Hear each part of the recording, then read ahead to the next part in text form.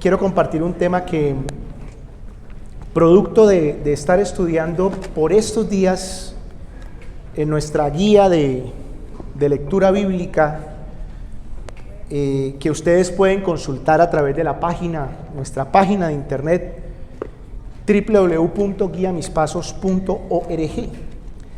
Y estuvimos leyendo, en estos días estuvimos leyendo unos libros muy importantes, el libro de Esdras, por allá estamos, el libro de Nehemías, pero a la luz de ese estudio surgió el tema de hoy, un tema que la verdad lo comparto con mucha alegría, con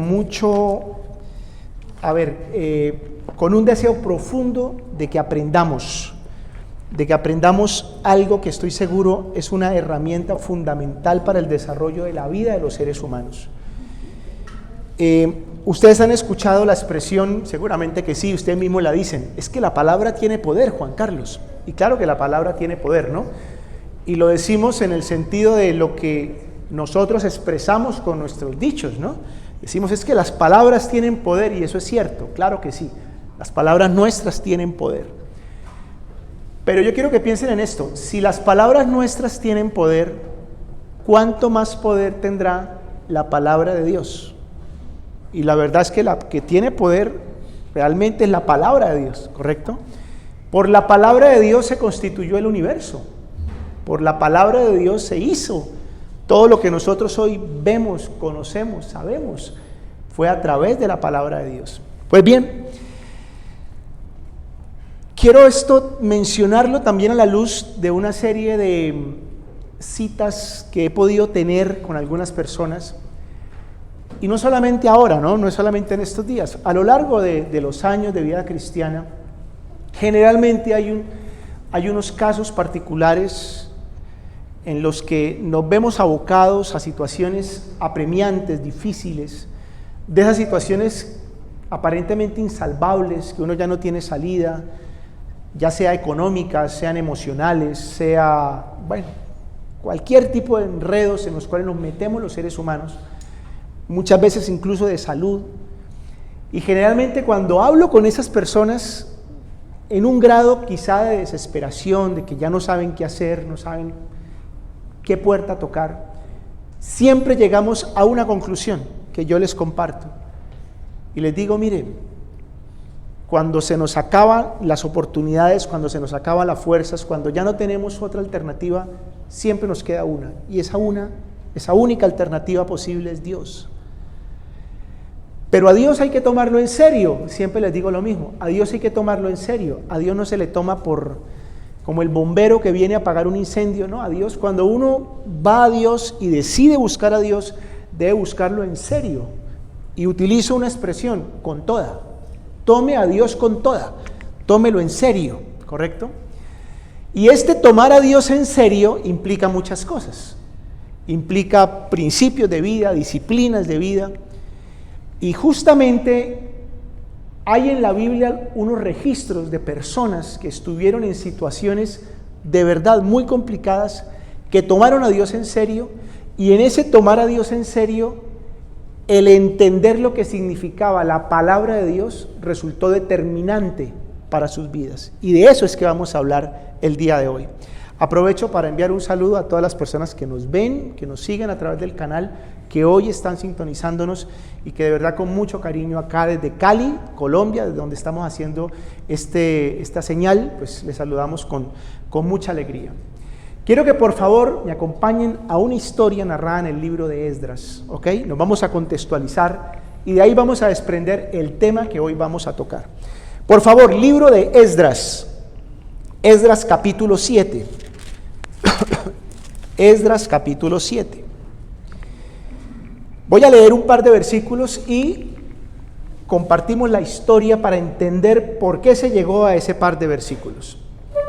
En Esdras capítulo 7, versículo 9 y 10 dice lo siguiente.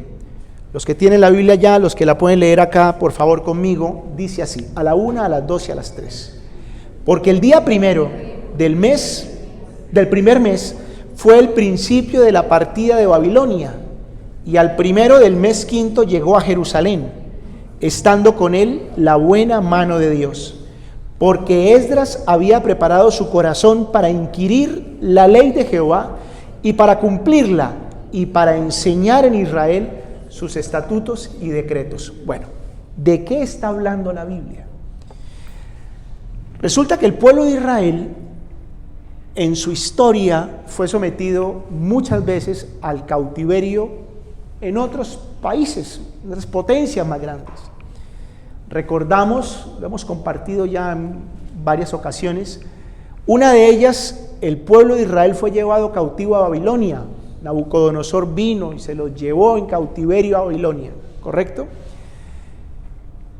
En Babilonia estuvieron ellos cautivos, no solamente bajo el imperio de Babilonia, estando en el cautiverio cae el imperio babilónico, eso lo registra la historia universal. Y después del imperio babilónico surgió otro imperio que se llama el imperio medo-persa, los medos y los persas. E Israel, el pueblo hebreo, fue cautivo durante esos dos periodos, digamos, parte de la caída de lo que fue Babilonia y el inicio de lo que fue el imperio medo-persa. Pero ese cautiverio duró 70 años. Al cabo de los 70 años, ellos regresan a Jerusalén. Ellos fueron traídos de Jerusalén. Nabucodonosor destruyó Jerusalén, destruyó el templo que había construido Salomón lo destruyó Nabucodonosor y se trajo en cautiverio a un grupo numerosísimo de gente, entre los que iba Daniel, el profeta Daniel, un muchacho Daniel y otros más. Pero dice la Biblia que a los 70 años de estar en cautiverio ellos regresan. Ya para este entonces no era Nabucodonosor el rey, tampoco era su hijo Belsasar, tampoco eran los babilónicos, no eran los caldeos, ahora eran los medos y los persas los que gobernaban el imperio. Y hay dos reyes muy importantes de los medos y los persas, uno se llamaba Artajerjes, que es muy conocido por una famosa película que se llama 300, que ustedes seguramente la vieron, escucharon de ella, en la que se pelea los griegos contra los persas, y hay un famoso rey que lo llaman en la película Jerjes, ese es el rey Artajerjes, ¿correcto?, que relata la Biblia. Artajerjes y otro rey llamado Ciro dan una orden para que los israelitas regresen a Jerusalén a reconstruir la ciudad, a reconstruir el templo, a reconstruir los muros de Jerusalén. Solo que los israelitas regresan en tres grupos, uno comandado por un señor llamado Zorobabel, otro comandado por un señor llamado Esdras, que fue de quien hablamos ahorita, y otro comandado por un señor llamado Nehemías, que también está registrado en la Biblia. Nehemías, el que era copero del rey y le pide permiso al rey para regresar a Jerusalén a reconstruir el muro, ¿correcto? Estamos en historia universal que está en la Biblia, pero también la registra la historia universal que leemos en los libros. Bueno, ellos regresan y obviamente, aunque traían un permiso, una orden, que ahora en su momento lo vamos a leer, de parte de los reyes que acabo de mencionar, pues se encuentran oposición, eso no era fácil, esa tierra ya estaba ocupada por otros pueblos, tienen que enfrentar a gentes que estaban allí, tienen que enfrentar el desánimo de su propio pueblo que regresa, la tristeza de ver cómo encontraron su ciudad, cómo encontraron su país. Eso no era sencillo. Entonces, en esa lucha por reconstruir la ciudad, los muros, reconstruir el templo, surge algo que Esdras particularmente entiende que era fundamental. Porque además de reconstruir el muro, el templo, la ciudad, lo primero que había que reconstruir era el corazón, la confianza, el volverse a sentir dignos, el volverse a sentir grandes, importantes. Y para eso se necesita más que plata, porque ellos plata tenían. Los reyes que mencionamos les dieron recursos para venir. Les faltaba otra cosa, restaurar algo en el corazón. Y Esdras entiende que la principal medicina para poder restaurar el corazón era recuperar algo que ellos nunca, jamás hubieran podido perder, y era la palabra de Dios. Entonces, cuando yo hablo con las personas a las que les digo, Tomen a Dios en serio. ¿Quieres quieres ver milagros en la vida? Vas a venir a Dios y lo vas a tomar en serio. Y esto se lo estoy diciendo hoy a ustedes. ¿Ustedes quieren ver milagros en su vida? ¿Quieren ver su familia restaurada? ¿Quieren ver su casa restaurada? ¿Quieren ver su trabajo restaurado? ¿Quieren ver el panorama restaurado? Tomen a Dios en serio. Y tómenlo en serio implica aprendan a ir a la palabra de Dios, como lo vamos a ver hoy, porque ese es el estudio de hoy, porque la palabra de Dios tiene poder para cambiar, para transformar, para ser una persona nueva, para ser una familia nueva, para hacer un negocio nuevo. La palabra de Dios es poderosa, pero hay que entenderla. ¿Ok? Entonces vamos a ir descubriendo una serie de elementos que vemos en el panorama que nos narra la Biblia. Por favor, volvamos a Esdras capítulo 7 y miremos el versículo 12.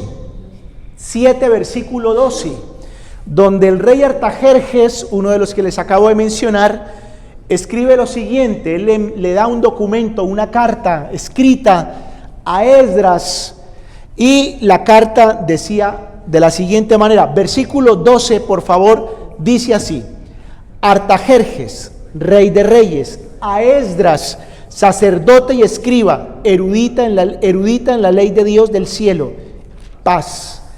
Por mí es dada orden que todo aquel en mi reino, del pueblo de Israel y de sus sacerdotes y levitas, que quiera ir contigo a Jerusalén, vaya, porque de parte del rey y de sus 7 consejeros eres enviado a visitar Judea. Bueno, y ahí viene una carta bastante larga, donde él le da poder, le da recursos para que él vaya a hacer lo que se había propuesto. En fin, Esdras parte, repito, eres uno de los 3 contingentes en los cuales se va el pueblo de retorno a su tierra Israel. Pero Esdras entiende que sobre todas las cosas había que desarrollar una actitud del corazón en el pueblo. Y quiero que por favor volvamos de nuevo al versículo 9, que ya lo leímos, versículo 9 y 10, porque quiero que entendamos algo muy importante. Vuelvo a leer el 9, porque el día primero del primer mes fue el principio de la partida de Babilonia. ¿Cuándo salieron? El primero del primer mes salieron de Babilonia. Y al primero del mes quinto llegaron a Jerusalén. O sea, ¿cuánto se demoraron en regresar? 5 meses. ¿Y qué dice? Estando con él la buena mano de Dios. Bueno, Dios los llevó. Pero ¿qué dice el 10? Y ojo con esto.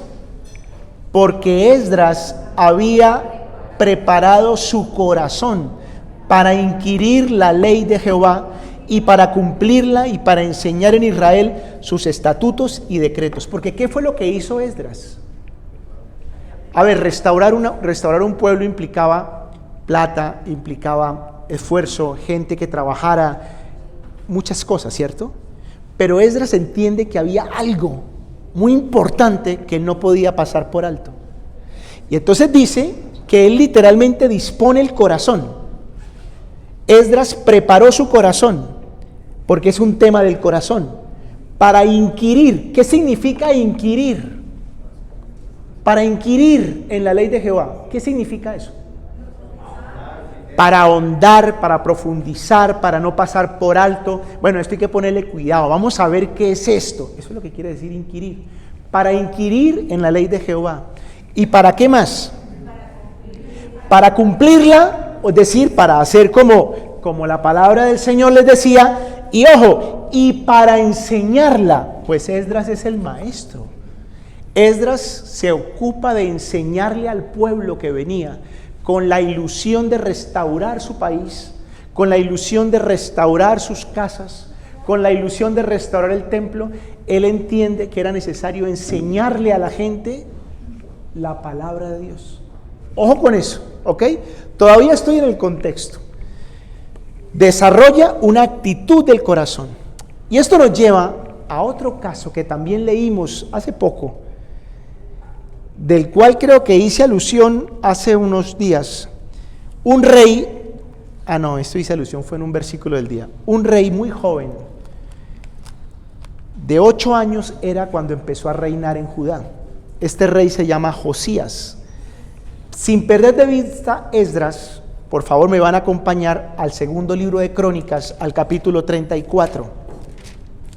Segundo libro de Crónicas, capítulo 34, por favor. ¿Quién era Josías? Josías es un rey que, repito, muy niño, de 8 años, empezó a reinar. Él fue hijo de otro rey llamado Manasés. Manasés fue hijo de Ezequías. Ezequías fue hijo de Acaz. La historia nos registra que Acaz fue malo, dañado. Apartó al pueblo de Dios. Hizo cosas terribles y llevó al pueblo a la ruina, a la quiebra. Acaz. Pero su hijo Ezequías decidió hacer totalmente lo contrario a su papá Acaz, y él volvió su corazón a Dios y restauró el país, lo llevó a la prosperidad. Pero Ezequías tiene un hijo que se llama Manasés, y Manasés dijo: yo vuelvo a hacer lo que hizo mi abuelo, no mi papá. Y entonces volvió a llevar el pueblo a la bancarrota, lo llevó a la quiebra total. ¿Cómo es el ser humano, no? Nosotros somos así, somos testarudos, necios, viendo no aprendemos. Este se llamaba Manasés, pero resulta que a Manasés lo matan siendo joven, y entonces quedó el heredero, que era un niño de 8 años, que se llamaba Ocosías. Y yo me imagino que un niño de 8 años que ponen de rey, pues seguramente, me imagino yo, tenía un tutor. Eso no era que él se sentaba en el trono y empezaba a dictar leyes, ¿no? Seguramente había alguien, una albacea, no sé, alguien que estaba detrás de él. Pero aquí viene algo muy importante de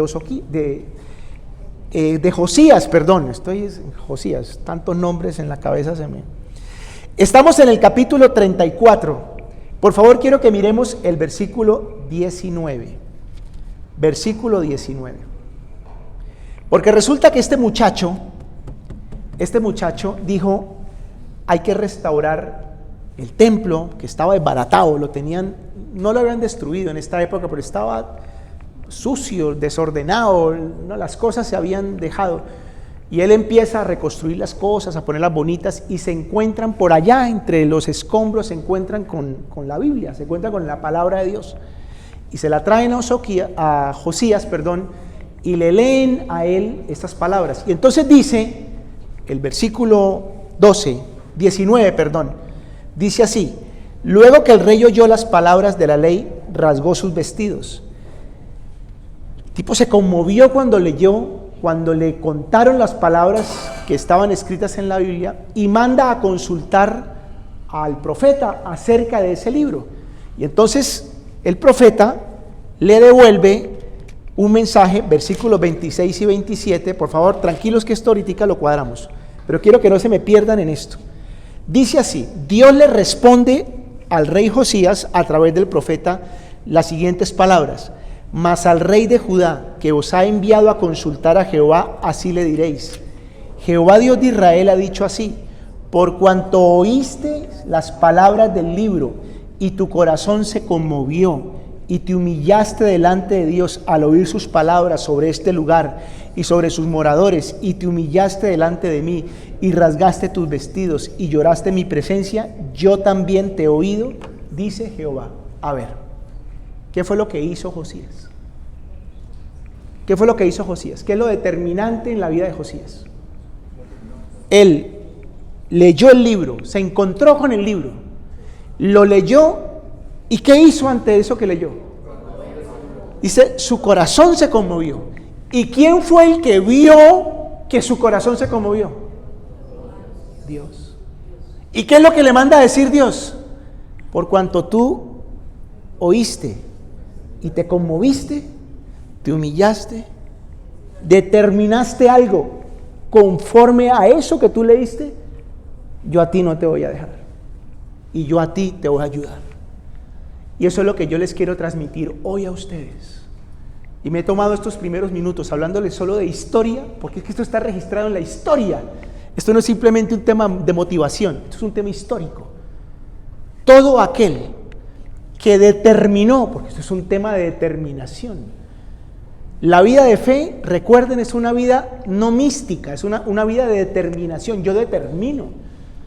Todo aquel que determinó ir a ese libro, entendiendo que no era un libro más, no es leer El Quijote de la Mancha, no es leer 100 años de soledad, libros muy importantes en la literatura mundial, pero es que este libro tiene otra cosa.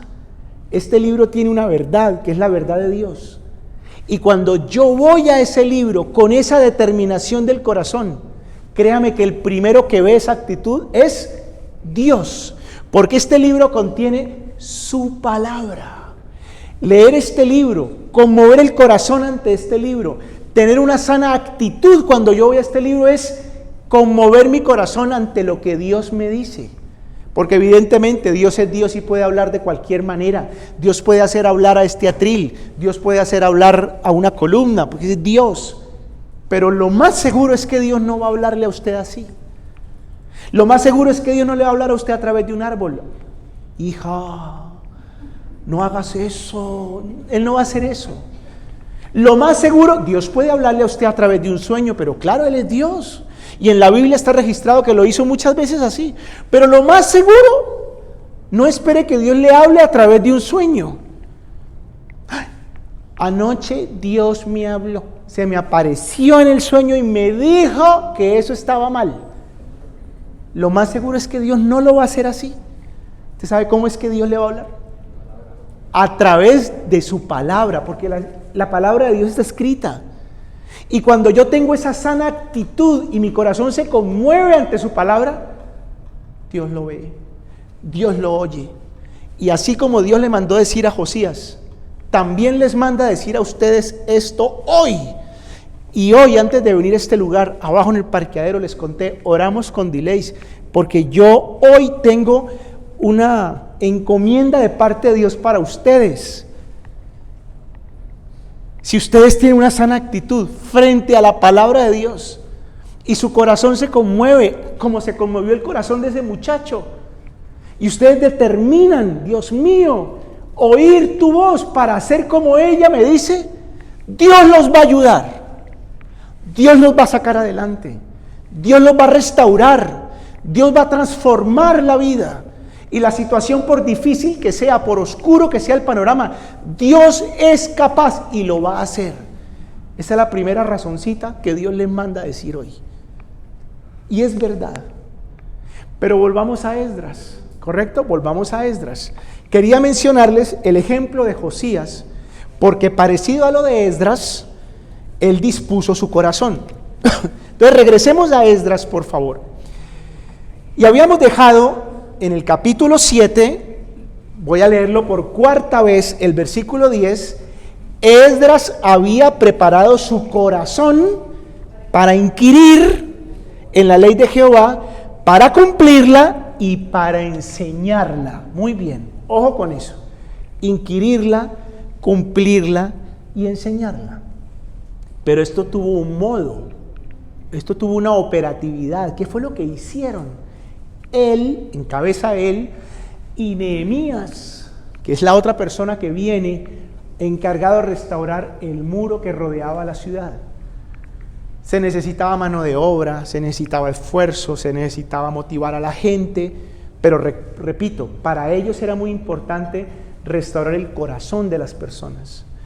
Y para restaurar el corazón de las personas era necesario hacer esto que vamos a detallar. Por favor, nos vamos a Nehemías.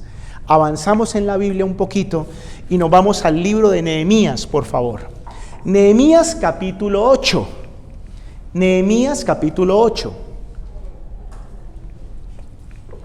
Nehemías capítulo 8.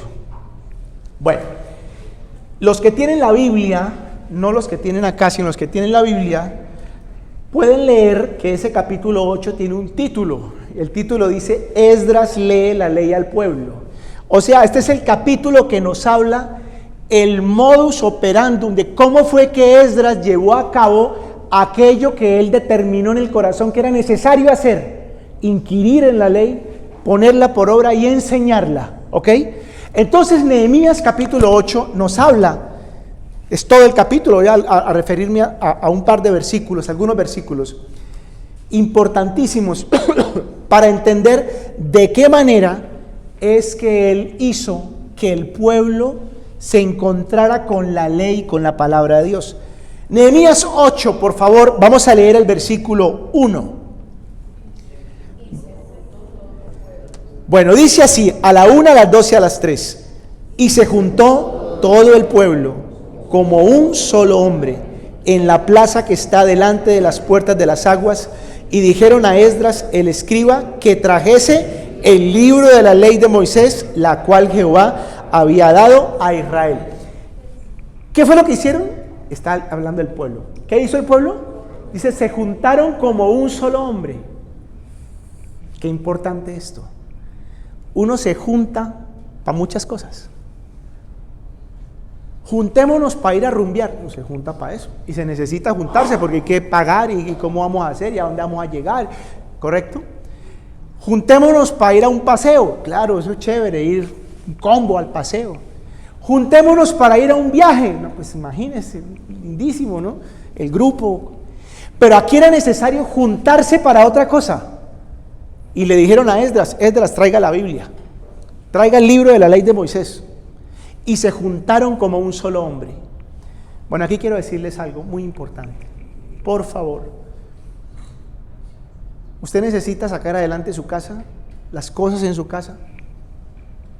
Por favor, tomen una determinación respecto de la palabra de Dios. Y le voy a hablar en primer lugar a los caballeros que son el esposo, el papá, el abuelo, el responsable de la autoridad de la casa. Pero también le hablo a la mamá, la esposa, la que está con él a su lado. Tomen una determinación. Esto no es religiosidad, esto no es misticismo. Saquen un tiempo para leer la palabra de Dios en la casa. ¿Quieren ver un cambio? Les voy a decir cómo van a cambiar. ¿Quieren salir de los problemas de plata? Les voy a decir cómo van a salir de los problemas de plata. Tomen nota porque esto es en serio. Van a salir de los problemas de plata. Y lo primero, determinen como un solo hombre. A ver, papito, venga para acá, el hijo. Mamita, venga para acá, nos vamos a sentar. No van a hacerle la vida a cuadritas a los chinos, 3 horas leyéndole el libro de Levíticos. No, no van a hacer eso. No van a hacer eso. Pero ustedes se van a sentar, vamos a ponernos un propósito. Vamos a hacernos un propósito espiritual en la casa. Nos vamos a sentar como un solo hombre, en unidad, como familia. A ver, papá, por favor, nos va a leer un pasaje de la Biblia. Fue el pueblo que le dijo a Esdras, a ver, Esdras, saque la Biblia y enséñenos. Un pedacito, tranquilos, un pedacito, una lectura. Vamos a leerla, vamos a ver qué aprendemos de esto, por Dios. Vamos a ver qué nos enseña Dios de esto. Nosotros necesitamos salir adelante. Créanme que no les estoy hablando algo menor. Les estoy hablando la clave para sacar adelante y restaurar la vida, la casa, los negocios, para restaurar a un ser humano. Primer paso, reúnanse como un solo hombre. Le hablo a los que tienen empleados, que tienen una empresa, quieren sacar adelante su empresa. Saquen un espacio de tiempo. No les dé pena, no les dé miedo, no tienen que obligar a la gente, tranquilos, ustedes lo van a hacer, van a motivar a la gente. Vamos a sacar un espaciecito el viernes, el lunes, el martes, mire a ver qué día, y nos vamos a reunir la gente de la empresa y vamos a hacer una oración y vamos a compartir un pedacito de la Biblia, vamos a leer la palabra de Dios. ¿Me están entendiendo? No les estoy hablando hoy algo porque sí, les estoy hablando la clave para que su vida se restaure. Y continúa. Por favor, versículo 3. ¿Qué dice el versículo 3? Todos conmigo. Y leyó en el libro, delante de la plaza que está delante de las puertas de las aguas, desde el alba hasta el mediodía, en presencia de hombres y mujeres y de todos los que podían, ¿qué? A ver, ojo con esto. Y luego dice, y los oídos de todo el pueblo estaban, ¿cómo? Atentos al libro de la ley. Segundo requisito. Primero nos vamos a juntar como un solo hombre. Vamos a una unidad en la casa para hacer esto. Segundo requisito, ¿cuál es? Vamos a ponerle atención a esta vaina. Vamos a ponerle atención a esto. A ver cómo vamos a entender esto. Porque no es leer por leer. Esto no es una cosa mágica, ¿no? Lea la Biblia que ahí nos vienen los buenos espíritus. No, no es eso. No es eso, vamos a entender. Y para poder entender hay que ponerle cuidado. Entonces, por favor, jóvenes, por favor, apague el bendito celular mientras están leyendo la Biblia. Por favor, tiene 24 horas el día. Saque 10, 15 minutos, no sé, para ponerle atención a esto, a ver que la mamá va a leer, a esto que va a leer mi papá, a ver, vamos a ponerle cuidado. Y si usted va a sacar el celular es para leer la Biblia, no para ver Instagram, ni para ver TikTok, ni para ver matachos mientras está leyendo la Biblia. No, vamos a ponerle atención a esto. ¿Correcto? Y eso también, de paso para todos acá. Usted viene, estamos leyendo la Biblia, yo trato aquí de ser lo más gráfico posible, ¿no? Yo aquí les actúo, les pongo acá, o sea, que no les hago, lloro, les hago chistes, para que entiendan, porque me preocupa que entiendan, me interesa que entiendan, que no se distraigan, que no se queden por allá en la nebulosa, porque es necesario entender. Y entonces dice la Biblia que ellos le pusieron atención, estaban atentos al libro de la ley. Continuemos. Por favor, versículo 8. Versículo 8. A ver, ¿cómo dice? A la 1, a las 12, a las 3. Y leían en el libro de la ley de Dios claramente y ponían el sentido de modo que entendiesen la lectura. Porque es que además de todo hay que saber leer. Hay que saber leer. Hay un versículo que si usted no lo lee con la entonación adecuada, le cambia totalmente el sentido. Si el versículo tiene una tilde en una palabra clave y usted no pone la tilde, la palabra le cambia, entonces el sentido le cambia totalmente. ¿Correcto? Hay que saber leer. Los signos de puntuación hay que hacerlos. Es diferente una coma a un punto, porque una coma o un punto mal leído le cambia el sentido. Entonces hay que aprender a leer. Por ejemplo, dice la Biblia en el Evangelio de San Lucas, ¿qué pláticas son estas? Pero si usted lo lee mal, usted dice, ¿qué pláticas son estas? Eso es otra cosa. ¿Me están entendiendo? ¿Qué pláticas son estas? No, ¿qué pláticas? Entonces la Biblia hay que leerla poniéndole el sentido.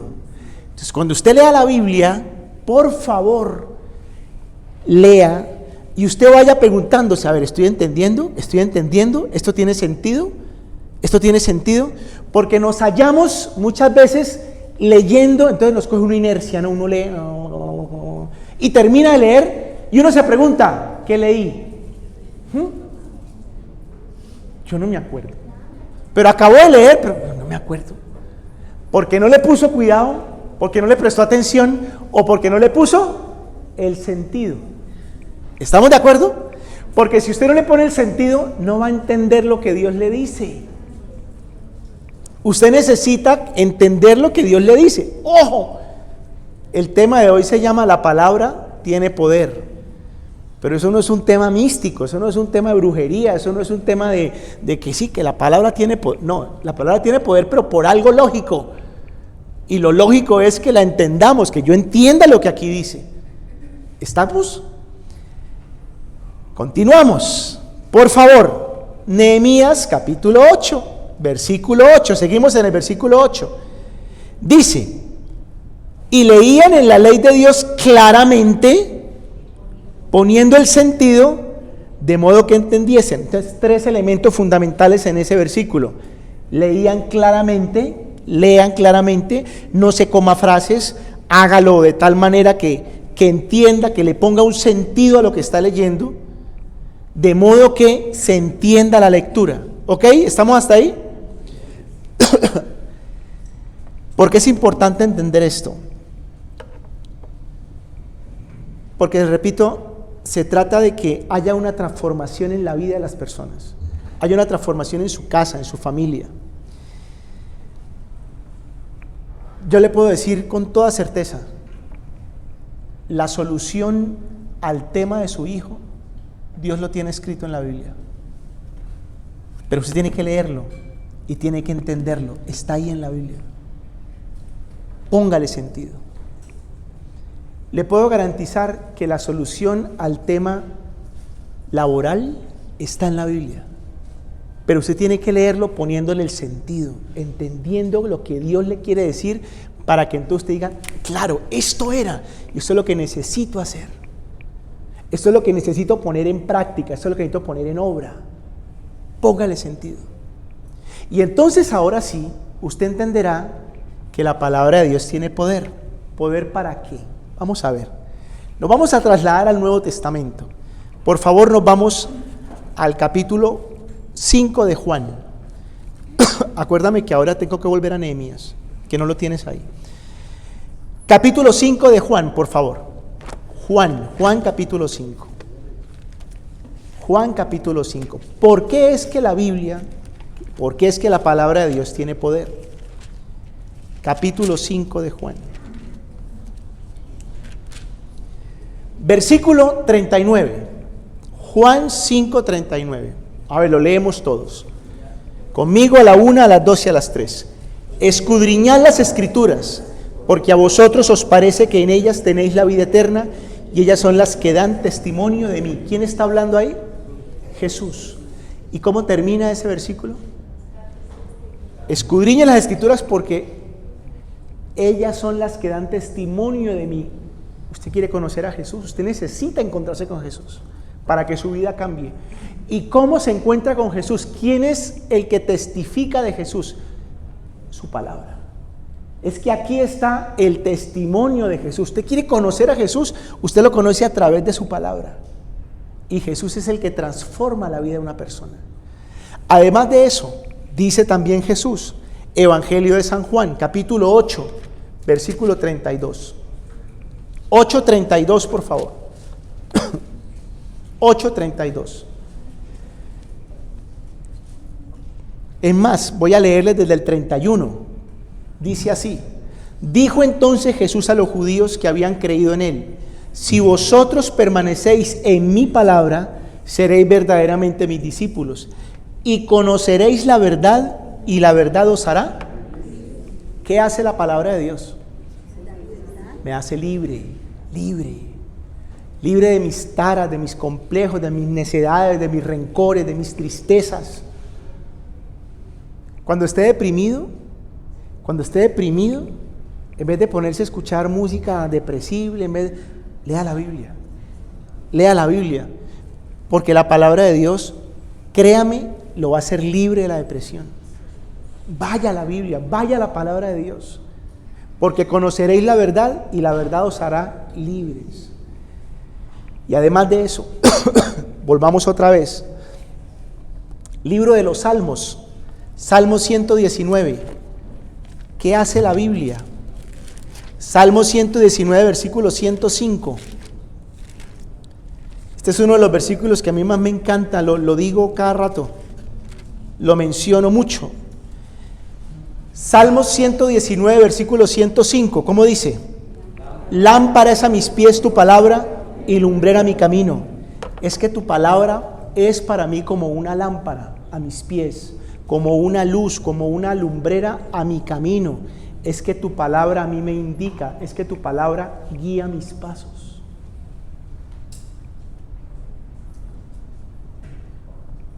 Cuántas cosas, cuántas ideas, cuántas soluciones han surgido en mi mente, en mi corazón, después de leer la Biblia. Muchísimas. Porque la Biblia es eso, la Biblia es un faro, la Biblia es una antorcha, la Biblia es una luz que me indica por dónde debo seguir, por dónde debo caminar. Hoy estoy siendo demasiado práctico, pedagógico, demasiado puntual, pero es necesario. Y finalmente, por favor, Segunda de Timoteo, capítulo 3, versículo 16 y 17. Segunda de Timoteo,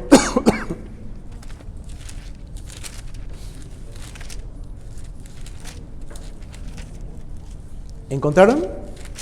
Segunda de Timoteo 3, 16 y 17.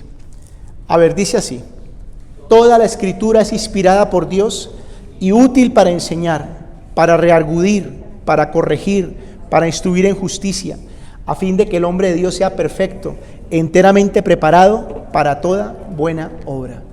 ¿Qué hace la Biblia? La Biblia transforma el alma, la Biblia transforma el corazón.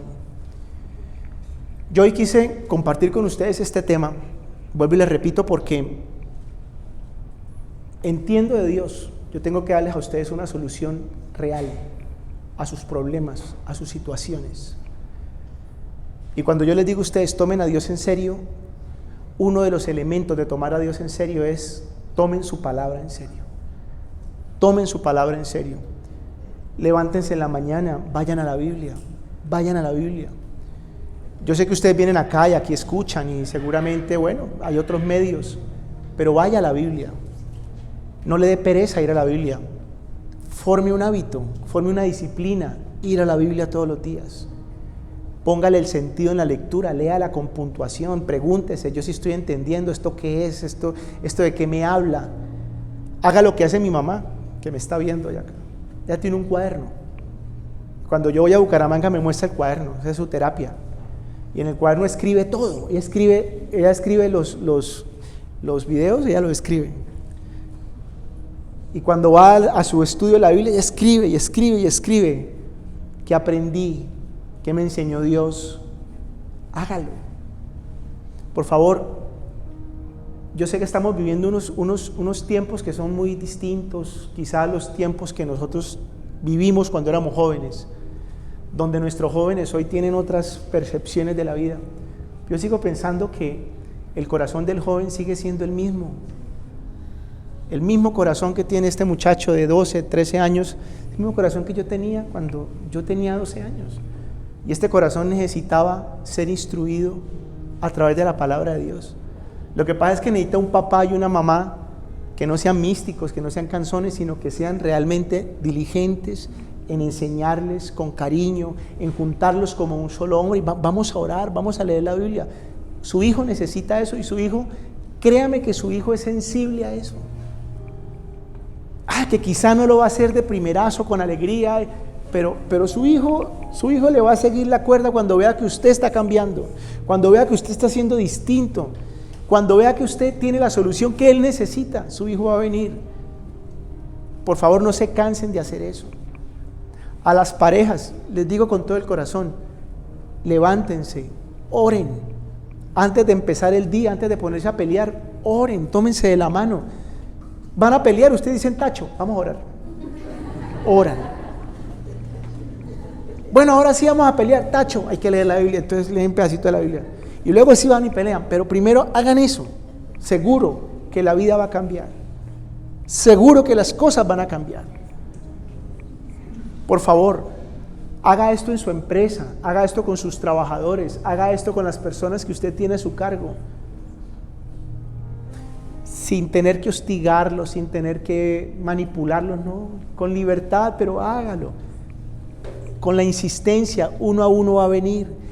Esdras sabía que necesitaba hacer esto con el pueblo, si no era en vano los recursos, era en vano la mano de obra, era en vano la motivación, todo lo tenían, pero a ellos les faltaba restaurar el corazón.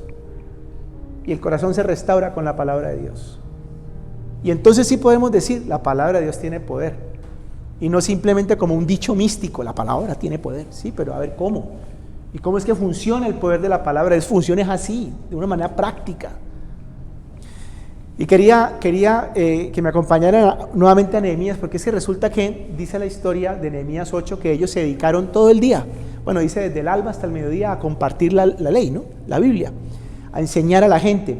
Y mire lo que pasó al final, quiero que lo miremos. Volvamos a Nehemías 8, por favor. Después de que oyeron, aprendieron, se conmovieron, porque dice que ellos se quebrantaron y empezaron incluso a llorar. Y dice Nehemías 8, versículo 9 en adelante, por favor, lo van a leer conmigo. Nehemías 8, del 9 en adelante. Dice así, ¿encontraste, doctora? A ver, ¿cómo dice?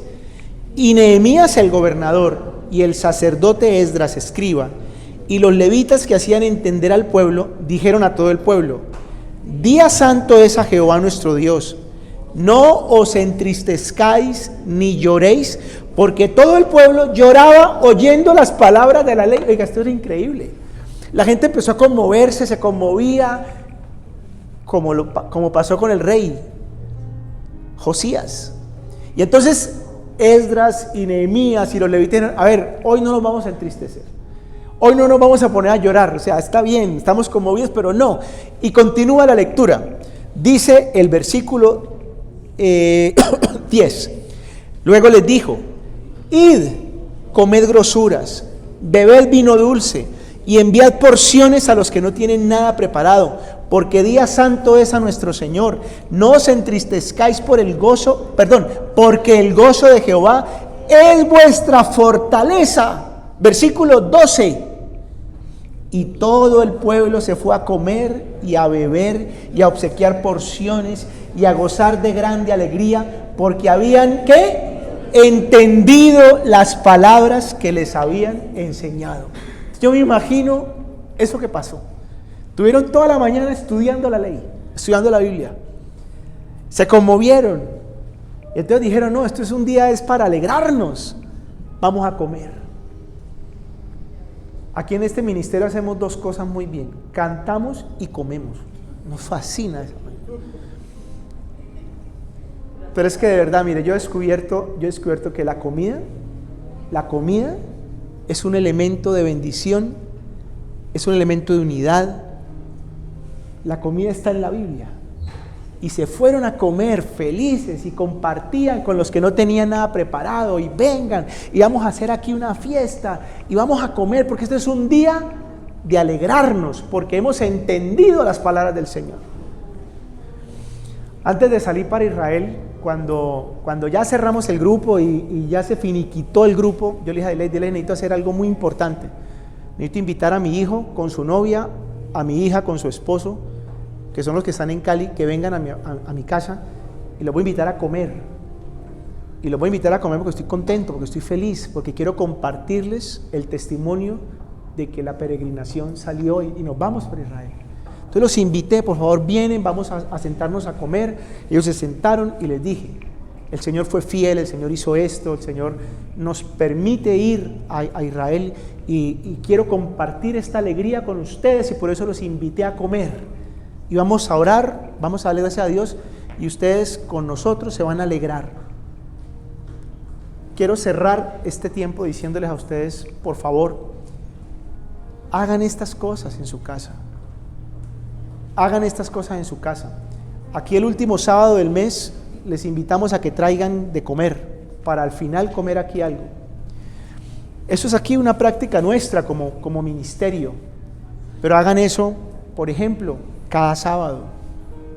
Procuren, vámonos a la casa, nos vamos a pedir una pixita, o vamos a hacer, yo qué sé, hay un tamal por ahí que quedó, vamos a comernos el tamal, o vamos a hacer un arroz con pollo y lo vamos a tener ahí, pero vamos a sentar a darle gracias a Dios, porque pasó una semana, porque Dios nos bendijo, porque Dios ha sido bueno, porque Dios fue fiel. ¿Están entendiendo? Y su vida va a cambiar, su familia va a cambiar, las cosas van a mejorar. De eso pueden estar totalmente seguros. Vamos a orar, vamos a ponernos de pie, por favor. Vamos a acercarnos a Dios.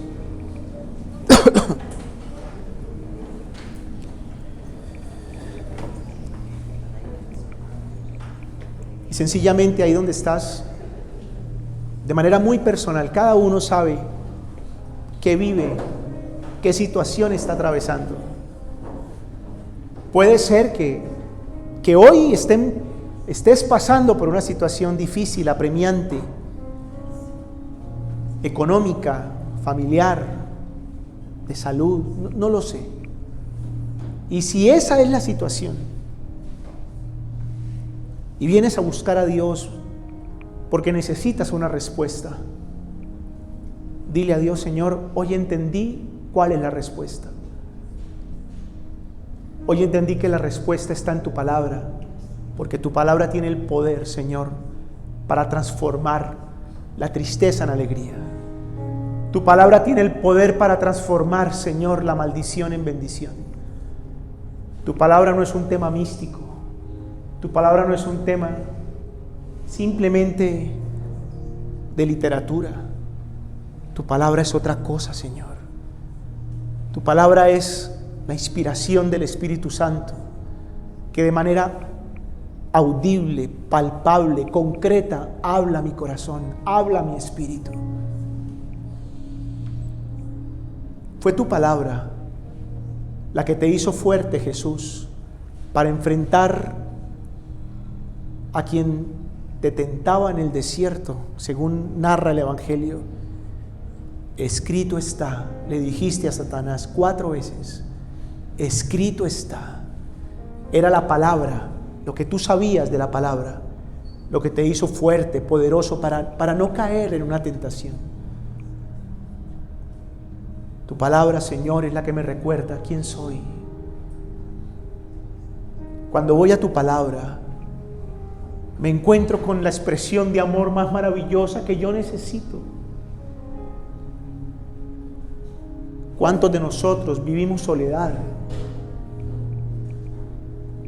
¿Cuántos aquí presentes necesitamos sentirnos amados?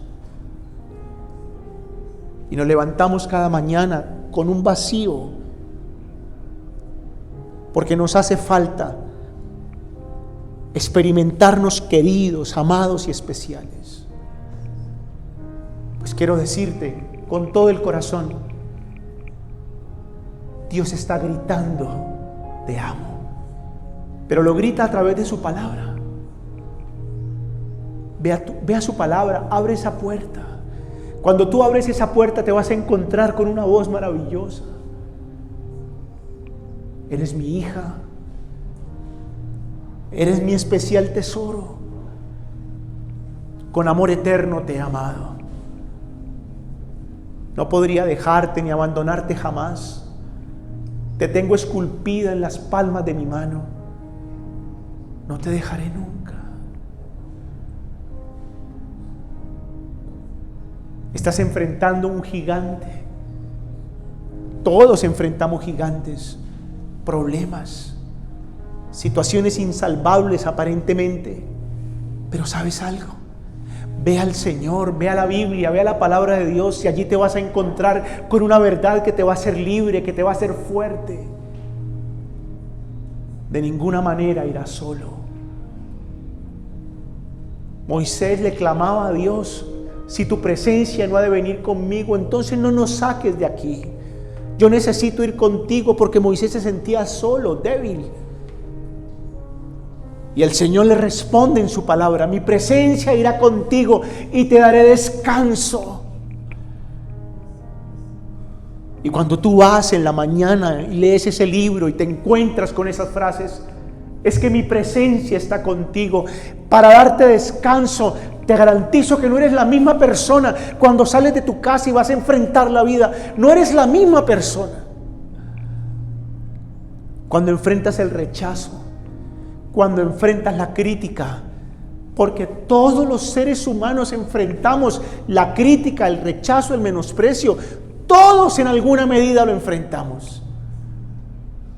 Pero si tú vas a la palabra de Dios, si tú vas para oír su voz y le pones atención, le pones cuidado, entiendes lo que te está diciendo, te vas a encontrar con una voz que te dice: a mis ojos fuiste de gran estima, fuiste honorable y yo te amé. ¿Y cuántas veces yo me encontré con esa frase y le dije: Señor, yo soy de gran estima, yo soy honorable? Y siempre el Señor respondió: claro que eres honorable. Di mi sangre por ti. Y eso te convierte en la persona más honorable sobre la faz de la tierra. Entregué la vida de mi hijo. Entregué la vida de mi hijo. No, yo no te regalé un vino, no te regalé un par de zapatos. Yo te entregué a mi hijo por ti. Y eso te convierte en la persona más importante sobre la faz de la tierra. Así que te vas a levantar y vas a caminar con la frente en alto, Y vas a ir y vas a luchar y vas a poner por obra todos tus dones, tus talentos. Vas a poner en práctica todo lo que sabes y lo que eres. Porque eres mi hechura perfecta. Y eso lo entendí en la Biblia.